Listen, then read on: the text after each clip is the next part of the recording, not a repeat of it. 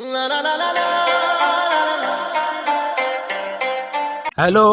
Hello.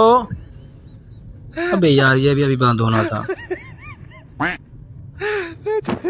भाई साहब इधर आओ इधर आओ। यार मैं घर बात कर रहा था, मेरा मोबाइल बंद हो गया, थोड़ा मोबाइल दिखाना।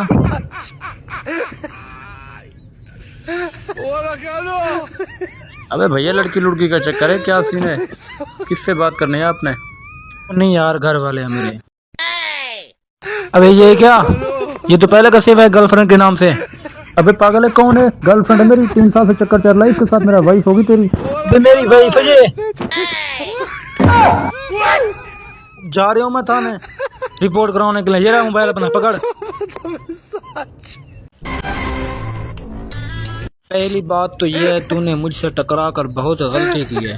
तुझे पता नहीं है मैं एक बहुत बड़ा बदमाश हूँ। अब सोच तेरे साथ क्या होने वाला है। घर जाके बता दे मैं वापस नहीं आऊंगा।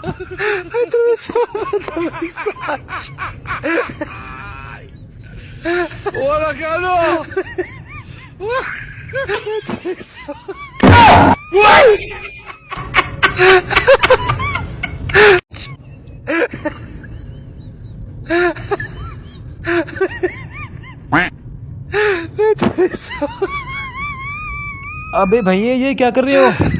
भैया इसके मुंह में खून की कमी है, इसके मुंह में खून डालने के लिए इसको पुट्ठा किया हुआ है, इसलिए।